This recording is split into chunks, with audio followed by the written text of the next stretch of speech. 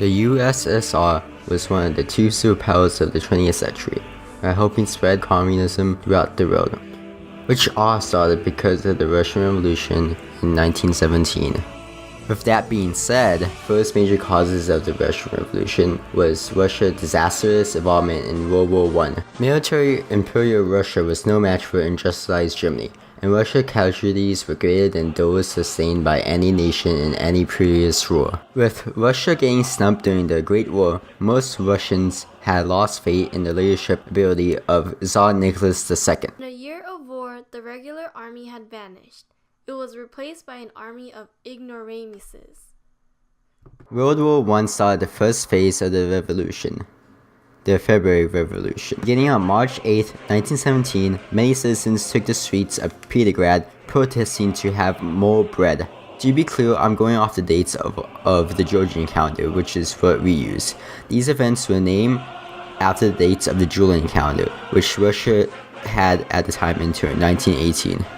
The Russian army were ordered to stop the protesters, but many didn't open fire. Many joined the protesters.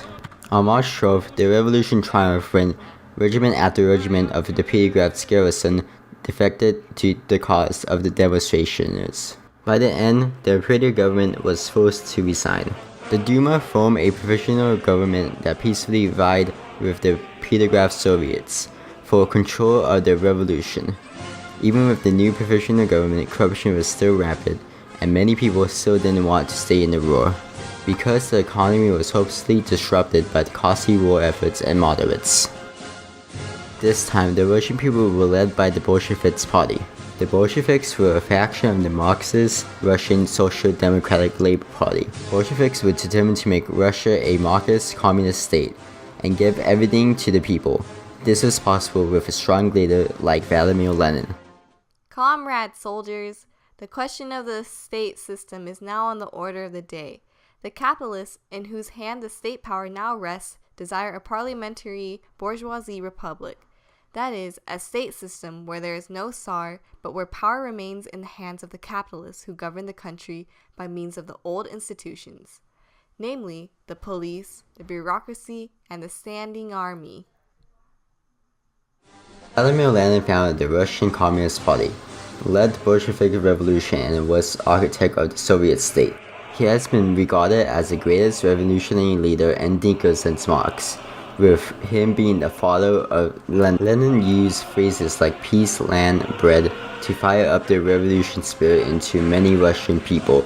All of this madness in Russia led to the second phase of the Russian Revolution, the October Revolution. On November 6th and 7th, 1917, the Bolsheviks, led by Lenin, launched a almost bloody coup in Petrograd. The Bolsheviks and their allies occupied government buildings and other strategic locations in Petrograd.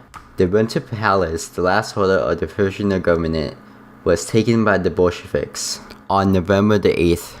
It was a victory for Vladimir Lenin, the Bolsheviks, and the Russian people. Lenin became the virtual dictator for the first Marxist state in the world. The Treaty of Brest-Litovsk between Germany and Russia finally ended Russia's part of World War I.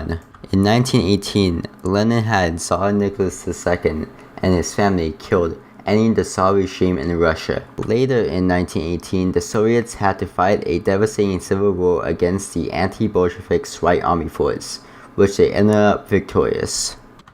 Finally, in 1922, the USSR was established where the Russian Empire used to stand.